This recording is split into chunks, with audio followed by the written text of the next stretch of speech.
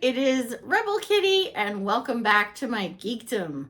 On today's video, we're doing a recap of House of the Dragon Season 2, Episode 2. And oh my gosh, y'all, just when I thought it couldn't get any crazier, it did. So we have basically everybody fighting. Aegon is a crazed man, and who could blame him? Helena is losing it. Again, who could blame her? We have Rhaenyra and Daemon fighting. We have Otto fighting with Aegon. Christian and Cole and Alicent. Again, I'm not even going to touch that, but they fought at one point. It just crazy, insane stuff. So here's my recap. So this episode was over 70 minutes long, so it was basically like watching a movie. It was just so intense. And my hat is off to Claire Kilner, who was the director of this episode. So much was packed into this episode. We see storylines unfolding with characters we know and have been following, and then there's some new plot lines that are starting and developing in this episode. The episode, of course, starts off with the immediate aftermath of Blood and Cheese, which ended the first episode. You know, very jarring way to start this episode was, of course, the woman, we assume an attendant of the Queen, walking down the hallway with Jaehaerys's bedsheet, which, of course, is covered in blood. They probably did this for shock value. It was very shocking, it was very jarring, but kind of really drove home the point that, yes, this is horrifying, and now we are dealing with the aftermath of this incident. Basically, if you heard that little meow, that was Siggy in the background. So they're rounding up people in the castle. It's very chaotic. It's still at night. We're presuming not very long after this incident has happened. And Helena flees to Queen Alicent's room. And it's just so chaotic. In the midst of all this, Aemon shows up, hey, and is entering through his room. It's dark. It's still at night. Don't know if he knows what has happened yet to this extent, because obviously he's been out somewhere, and we find out a little bit later in the episode where he's been doing things, stuff and things. So he goes into his room. He sees the door open to the passageway behind a wall, and he goes over to it and looks. He notices the coins are missing off the map that him and Cole had been studying and kind of plotting with a few hours before. And he bends down and finds a gold coin. It's basically one of the coins that Daemon gave to Blood and Cheese to pay, remember, half now, half after the job is done. And he looks at it. And again, mad props to Claire Kilner. When Aemon holds it up, he looks at it and it actually covers his right eye. That is a bit of foreshadowing, y'all. If any of you have read the book, you know what I'm talking about. I'm not going to say it here because I don't want to have any spoilers for anyone who has not read the book, but a masterful turn of epic cinematography here and this foreshadowing in this scene. After this scene with Aemon, we cut to the Green Council assembling, again, trying to deal with the aftermath of Blood and Cheese. Otto and Alicent have this conversation, and again, consulting my notes in trusty green notebook, she says, "What have they done to my girl?" Just very sad. Alicent really doesn't have many mothering tendencies, but clearly she's upset over Helena. And once the council is assembled, we see Aegon is mad. I mean, beyond mad. We see him prior to this, in his room, which was Viserys's room, smashing the model of old Valyria that Viserys basically spent his time painstakingly assembling during his life. Aegon is basically smashing it to bits and just saying that everyone is traitors and he wants to start the war and he wants to kill all these people. And he's very mad here at the Green Council. And again, who can blame him? Who can blame him at this point? His son has just been killed. Not only killed, people snuck in. Assassins were sent and snuck into the Red Keep at night and murdered his son. Just very, very, very, very sad. Larys, aka Footman, comes in at one point and says that they have apprehended a man claiming to know some things, and then they find the head of Jaharis in a sack that he is carrying, presumably to take back to Daemon to prove that he did it. Sorry, Ziggy just jumped up. So after this, they talk about things at the council, and the plan is formed that they want to get public sentiment on their side. So Otto comes up with the idea of having a funeral procession. Aegon, of course, is not going to be included, but Helaena, the queen, and the Dowager Queen, Alicent, will be included to ride in the carriage behind the deceased Jaharis. I can't imagine. I mean, how sad this would be. Otto said, let them see the works of a pretender. So basically, he wanted to show to everyone that Rhaenyra, this is her fault. That basically the baby is dead thanks to Rhaenyra and her scheming is the message. The next scene we see is the funeral procession. Just, again, beautiful cinematography. This was shot so beautifully. This is the scenes, or are the scenes, that were shot in Spain in the summer of 2023 that actually based my Helaena cosplay on, that I just finished and premiered the photo shoot for by Galaxy Photography. So I'll probably be doing a making of video showing how I made Helena's costume based on the production images taken during this time. But the funeral procession, y'all, I was in tears. I mean, I was literally sobbing at one point. Just the epic sadness that it is, and just the shockingness to see baby Jaharis basically being paraded through the streets, having the crier calling again Rhaenyra the cruel, the pretender, and then poor Helaena, her reaction. I mean, clearly we know from an earlier conversation with Alicent, she doesn't want to take part in this procession. She's just basically emotionally shutting down at this point. Unfortunately, at one point, the carriage gets stuck. The people in the crowd press forward, and Helaena starts to lose it. And her mom, Alicent, is trying to comfort her.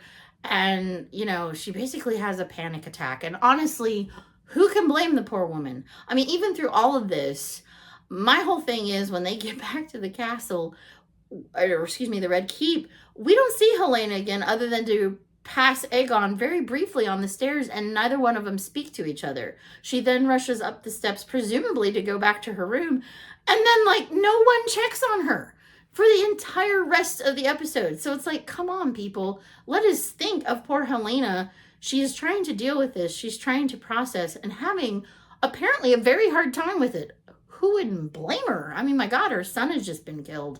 So this is a very, very powerful scene orchestrated by Otto.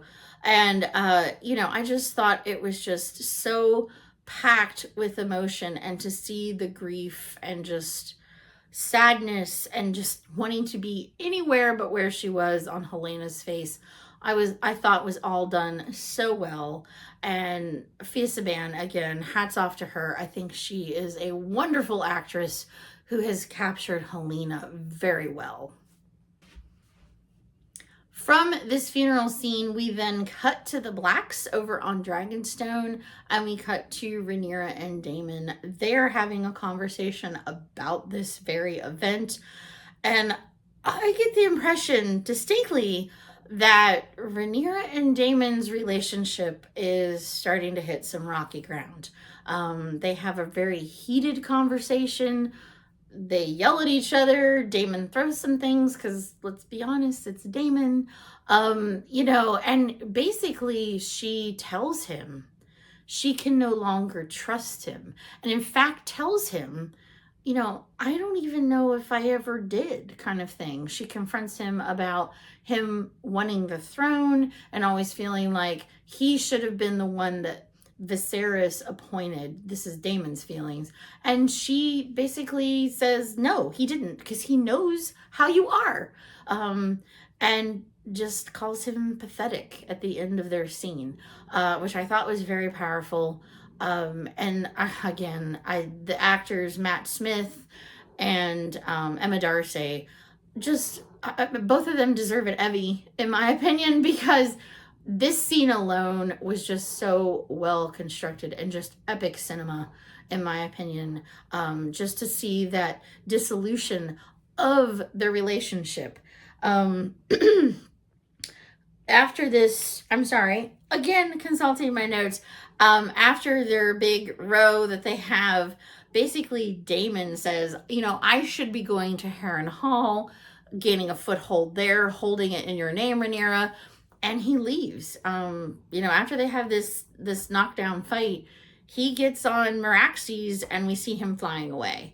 And after that, Rhaenyra meets with Baela, and tells her and asks her if she can patrol the skies above King's Landing, high above, so that way Rhaenyra can know potentially what the next move from the Greens will be. Just a very interesting yet powerful scene. Again, if you've read the book Fire and Blood, you kind of knew this was going to happen. It's interesting to see what storylines they are staying close to in the book and kind of the ones that they're deviating from. But this was a very, very powerful scene in an episode full of powerful scenes. There is just so much jam-packed in this episode. I can't go scene by scene. I'm just trying to highlight the high points, or what I think was the high points or the low points, whatever, depending on your point of view. So there's a couple of scenes kind of scattered in between. We see Aegon basically taking matters into his own hands, and Larys goes into the captured cell of captured blood, threatens him with some rather horrible looking torture instruments, and he quickly confesses and basically says, Daemon told me to do it. I was like, wow, okay. So then Aegon comes in and is seen hitting him in the face with a mace, and basically takes his life, gets his revenge. And shortly after this is when Aegon and Helaena pass each other on the stairs. Helaena, of course, is still very visibly shaken from the funeral procession, and Aegon is visibly disturbed by what has just transpired. But again, they don't say a word to each other. They just kind of look at each other, have this uncomfortable moment, and then she flees to her room. We also see at one point, after Daemon and Rhaenyra's fight, in the baby's room, they are taking apart Jaehaerys's crib, and Sir Christian Cole is standing in the doorway watching all this and sees clearly the bloodstained mattress that is being removed. Again, just some very powerful nuggets that are dropped kind of all along the way to move the story along. And speaking of Cole, it's after this scene that he goes to Sir Eric or Arik. I can never keep the twins straight. How great are they, by the way? But the one that remains loyal to the Greens, he sees him eating in the hall and basically accuses him, like, why were you not on your post? What were you doing the night Jaehaerys died? Accuses him of being a traitor in their mix, that maybe, you know, his heart is with his brother and with the Blacks after all, to which Sir Arik refutes these claims and says, no, I was doing my job and I was stationed elsewhere, and, you know, what are you thinking? So basically Cole goads him and bullies him into saying, you need to go to Dragonstone and pretend to be your twin brother. That way you can gain access to the keep and get inside, and I want you to go and kill Rhaenyra. Basically, we're paying blood for blood at this point. And at first it seems like Sir Arik was very resistant, but again, Cole was being a bully and basically bullied him into doing this. So we see later on he does arrive and other events transpire, but at this point Sir Arik leaves to go presumably attack and kill Rhaenyra. There's also a really cool scene. We see some other characters sprinkled throughout. We see the Smith again. Again, if you've read the book, you know what's going to happen to him. We've seen another individual that's related to Corlys Velaryon. He's actually a Velaryon, and he's going to become one of the dragon seeds. So we see a very brief scene with him. There's also a really cool scene between Jace and Baela. And Baela is doing target practice with her crossbow, which I think is awesome. And, you know, she talks a little bit about her father and then asks him about, you know, tell me about my uncle, which was their father. And then, of course, she asks him about Sir Harwin Strong, and Jace tells Baela a little bit about him. I thought it was a great scene. I think those two are so cute together. I hope we get to see more scenes of them together. But again, just an interesting scene that was kind of sprinkled into this episode. Cut from this scene of Jace and Baela, which I have to say I would be remiss. This scene of Jace and Baela ends with him saying, "I miss Luke," which I thought, I was like, oh, that, you know, that hurts. But then we cut to another scene. We cut back to the Greens, back to King's Landing, and we see what Aemon has been up to. The scene takes place in a brothel. There's been a lot of talk online about a character called Copper Penny, or at least she's known as Copper Penny.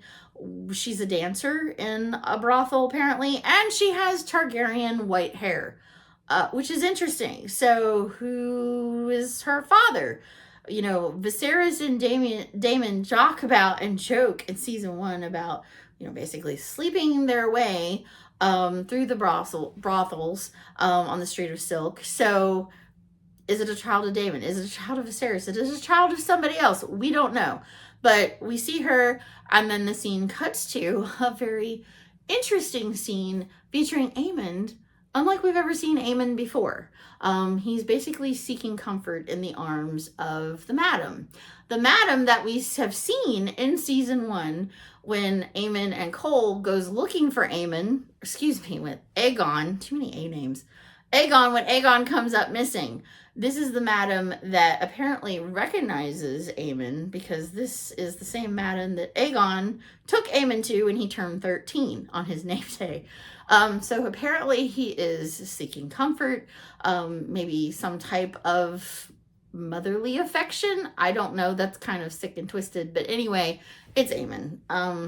Love him. Some people hate him. Some people hate to love him or love to hate him. I personally think he's I know he's one of my favorite characters. The actor, again, Ewan Mitchell, phenomenal. Okay, and I have to say one thing. I'm about positivity here on my channel. I believe everybody should be accepted, and I've seen some disturbing things regarding body shaming related to this scene. I'm not cool with that. I do not tolerate that. If anyone has any comments about Ewan Mitchell's appearance, that's negative or body shaming, you can keep it to yourself. I am not about that. That's a way to get blocked here on my channel. That is not something I support in any way, shape, or form. Personally, I think Ewan Mitchell is perfection. He is a wonderful actor. From every interview I've seen, he seems like an incredibly sweet individual and a sweet soul. And he's bringing this amazing character to life that we've only just read about in the books. And to see him attacked in such a way is just totally and completely unfair. You know, he's tall, he's lean, he has a wonderful physique, in my opinion, and there's no way people should be body shaming him. So, end of discussion. It is zero tolerance policy on my channel. Again, if you want to body shame, you can take it somewhere else, because that is not cool. Okay, rant over, promise. So during this scene, the Madam, we will call her, and Aemon have a very interesting conversation. Basically, Aemon says that he's impressed that in his own weird way of thinking, that Daemon sent someone to kill him in his bed. He basically thinks that his uncle is afraid of him. And I'm like, oh, sweetie, no. But this is Aemon's ego getting in the way. Unfortunately, that will happen more and more if they stick to the book. The madam kind of encourages this line of thinking, and I'm like, lady, no, don't do this. And then basically he confesses that he was lost. He was not part of Luke's murder. It was unintentional. He lost his temper. He basically lost control of Vhagar. And in that moment, he was helpless or felt helpless. And he didn't mean for it to happen. This is something that fans have battled back and forth and probably will continue to do so, because is Aemon really telling the truth? Only Aemon knows. I unfortunately believe him. Call me crazy if you want, but I do believe, based on what he says here and coupled with that, oh no, look, after it happens at the end of episode 10 of the first season, I really do believe Aemon is telling the truth here, and it was an accident, and he is, in his own small way, regretful of this. But it's a very interesting scene, and it's interesting to see how this will play out. Will Aemon continue to express remorse privately, or will he just claim it and continue to swagger on? We will see, and time will tell. All right, after this, we see a very brief scene between Rhaenys and Corlys. I mean, y'all, I swear, sometimes they're the only adults in the room. But clearly they love each other, and I think that's a beautiful relationship. I root for them. I'm Team Corlys and Team Rhaenys, too. I just wish they were on the greens, not the blacks. But anyway, after that, we see Mysaria pop up again. So I have a feeling, and again, if you've read the books, she's going to be involved a little bit more and more. Basically, she has this really cool scene with Rhaenyra where, Rhaenyra recognizes her because she remembers from when Rhaenyra was very young that Mysaria was basically Daemon's lover. And she tells Rhaenyra, I didn't have any hand in this situation other than giving Daemon some names. And he told me for that I would have my freedom. So are you going to honor this? At first, Rhaenyra is like, it wouldn't serve me to set you free. But then eventually in a later scene, we see, yes, she is. And she has arranged passage for Mysaria. When Mysaria is walking to the ship for this passage to get out of town, that's when she sees Sir Eric coming up the hill to Dragonstones, and you see her kind of stop and look, and she even tells the person, wait a moment. So I'm wondering, has she alerted anyone in the castle? Did she have a verbal exchange? We don't know. That scene is never shown, but it was just interesting that, you think that this person is not going to have much of a role, but she keeps popping out, and she's kind of interwoven through all of these happenings. So it's going to be interesting to see. I think she's one to watch, even though personally I do not like or care for the character. Also, we know, cutting back to King's Landing, setting up an interesting scene, we find out that basically Aegon has ordered the hanging of all the rat catchers employed in the king's service, because basically Blood confessed he didn't know the guy, but he just knew he was a rat catcher. So we see like 5 or 6 men hanging from the walls inside the Red Keep, and the camera does pan over and we actually see Cheese hanging there. So he meets his demise. We see the dog again, and the dog is loyal to Cheese. He's actually sitting there kind of whimpering and whining to himself, looking up at the remains of his master. So that's kind of an interesting way to put kind of maybe an end to that story. We don't know, but I just thought that was interesting that they included the dog that everybody freaked out about last week. So after this scene, we then cut to inside the Red Keep, and there is again a very epic cinema, powerful scene between Otto Hightower, Aegon, and Christian. And I just think that Rhys Ifans, Tonglin Carney, they need Emmys as well for this scene alone. It was so well shot, so well constructed. The dialogue was powerful. Basically, it was Otto trying to encourage Aegon to not be such a hothead. Basically, Aegon he says he's young, he wants revenge, but he's encouraging him to be, quote, long-sighted. He doesn't want him to take action right now, that he's encouraging basically to see the bigger picture, that if you start a war, there's going to be repercussions that maybe you have not thought through. Aegon responds, I wish to spill blood, not ink. So basically, he is a man saying that he is a man of action. He doesn't want all this talk or sending ravens back and forth. He wants to take revenge for what they did to his son. I tell you, Rhys Ifans, who plays Otto Hightower, honestly, I think he gives the best side eye on the planet.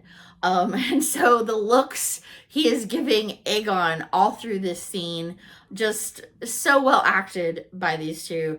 And again, Tonglin Carney, so impressive as Aegon, truly seeing a different side of him. I mean, we saw the father, the first episode, we saw a little bit of comedy from him, and then now seeing his anguish, his, wanting revenge for his son and the death of his son. Just also very well done. I'm sorry, the table's moving again. It's Siggy. Here. So, here we go. Hi! Siggy wanted to say hello. Now she wants down. So, say hi. Say hello. So, we'll put her down. So, again, I'm trying to consult my notes. So he basically says by Aegon acting out, he's diminishing the Green's cause in the eyes of our enemy. Aegon gets super frustrated, basically saying, you were my father's hand. You're an old man, and give your hand designation over to Christian Cole. Because Christian has done the wonderful thing of sending Sir Eric to Rhaenyra to kill her, because he is a man of action too. And to this, you can tell Otto is just like flabbergasted, floored, speechless in a way. And he's like, you're a fool. I cannot believe that you're doing this. And he said, you wouldn't dare. To which Aegon has this wonderful line. He says, I have dared and I find it stimulating. So just perfect Aegon, that even though he's mad, he's still a little bit of a comedian. And he claims that, quote, my new hand will be a fist of steel. So again, he knows Cole is more of a man of action, or at least is wanting to be. So amazing, amazing, amazing scene. Basically relieving Otto of his duties, and just a phenomenal acting job by all of our actors here. Just amazing work. After this scene, we then come back to Dragonstone. The plot of Sir Eric coming in and trying to kill Rhaenyra is unfolding. He basically kind of sneaks through the corridors, and the ruse works. People are calling him by Sir Eric, his brother's name.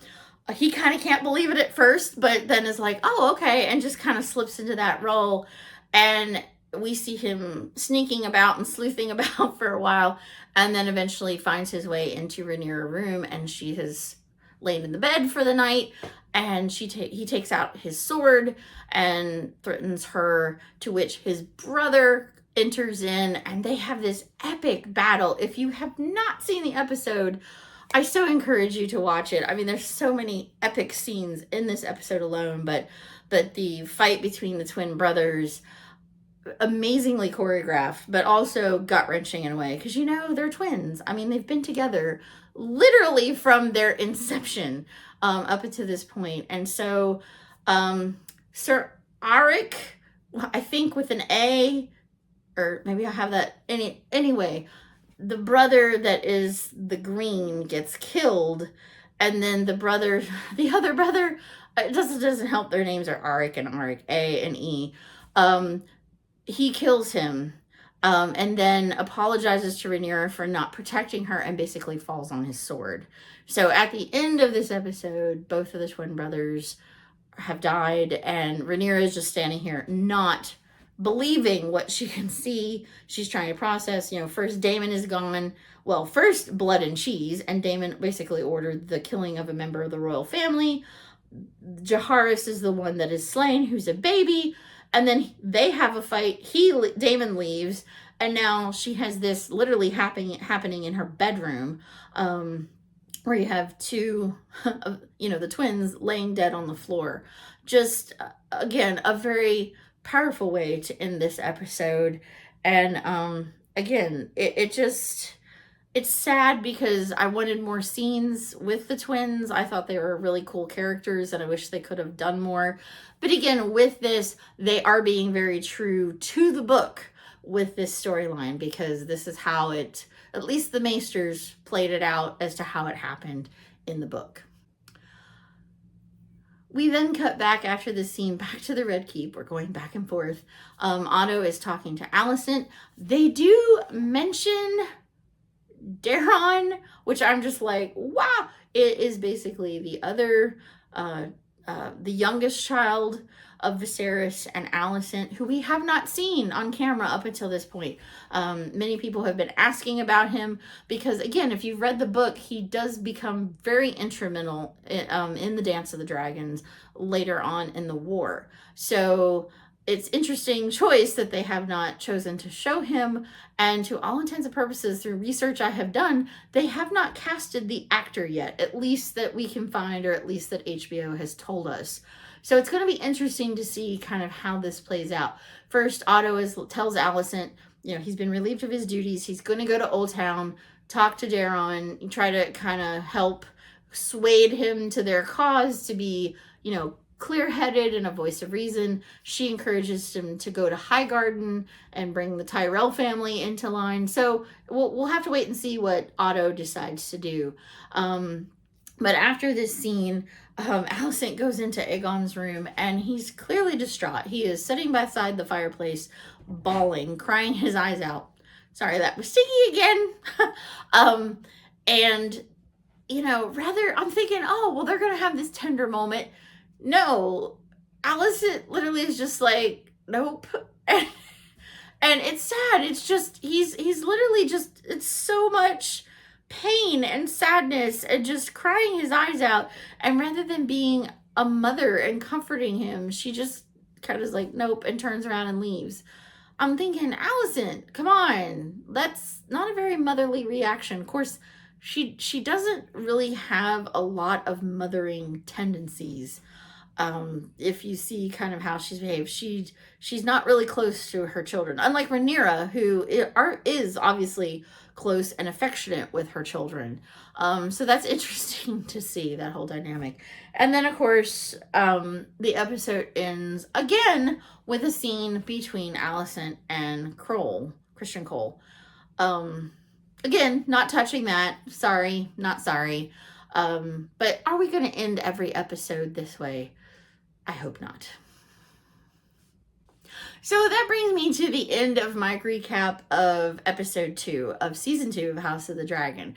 Again, just a jam-packed episode. I felt like many times I was watching a movie. I mean, the cinematography was so well done. The music, of course, is amazing and phenomenal, but it's interesting to see everything that has happened and then the kind of what they are setting up to happen.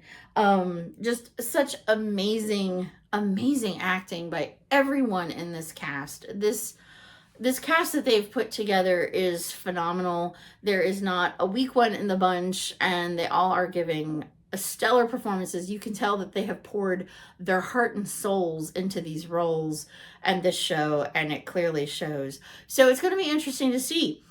Questions I have. Where is Daemon going to go? Is he going to go to Harrenhal? Are we going to see Harrenhal in the next episode? Are we going to see Alice Rivers? Maybe. I hope so. She's a character that has always fascinated me. And as many of you know or have seen over on my TikTok, I actually have my own original kind of cosplay of her that I've put together based on descriptions of the book. I don't know if My costume will look anything like hers that they show in the show. It remains to be seen. But I hope we see Alice, because she's been such a really cool character in the book, really cool figure in kind of the lore of Game of Thrones and in Westeros. And she's a bit of a mystery. We don't know a lot about her. So it's going to be interesting to see her screen presence unfold. Also, what are the Greens going to do next? You know, setting up this council, obviously Aegon has asked Aemon to be on it. He now has a new hand in Christian Cole.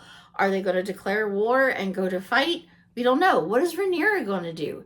I feel like she is trying to show that restraint and not go right into action and just trying to find a peaceful resolution. At least that's the impression I'm getting, even after all of this. So it's going to be interesting to see, are any of these questions going to be answered? What will happen in that third episode, and will we see characters we haven't seen? What other storylines will continue to unfold?